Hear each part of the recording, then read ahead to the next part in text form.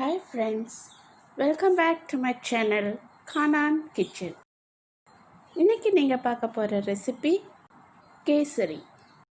அதுக்கு தேவையான பொருட்கள்: நெய் 2 டேபிள் ஸ்பூன், ரவை 1 கப், தண்ணீர் 3 கப், சர்க்கரை 1 கப், ஏலக்காய் தூள் 1/2 டீஸ்பூன், கேசரி கலர் பொடி 1/4 டீஸ்பூன், உப்பு 1 சிட்டிகை, எண்ணெய் 1/4 கப், நட்ஸ் தேவையான அளவு.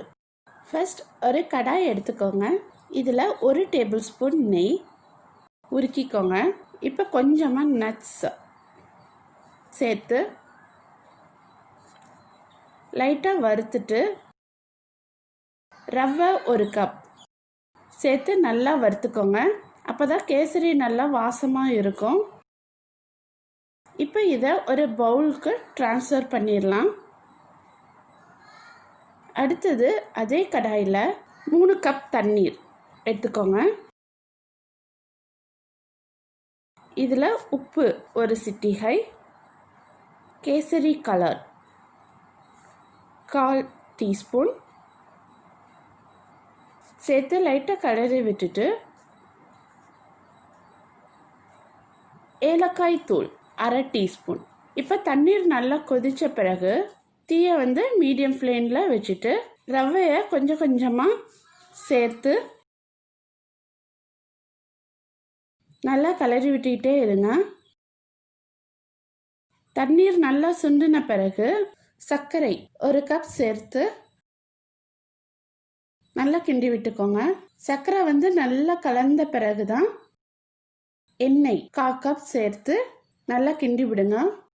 எண்ணெய் ரவையோடு சேர்ந்து நல்லா ட்ரையாக வந்துடும். பாருங்கள், இப்போ நல்லா ட்ரையாக வர ஆரம்பிச்சிருச்சு. இப்போ இதோட நெய் 1 டேபிள் ஸ்பூன் சேர்த்து நல்லா கிளறி விட்டுக்கோங்க. இப்போ இதை நம்ம லைட்டாக தொட்டு பாருங்கள். ரவை கையில் ஒட்டாமல் வந்துச்சுன்னா ஆஃப் பண்ணிடலாம். ஒட்டிச்சுன்னா லைட்டாக எண்ணெய் இல்லைன்னா நெய் 1 டீஸ்பூன் சேர்த்துக்கலாம்.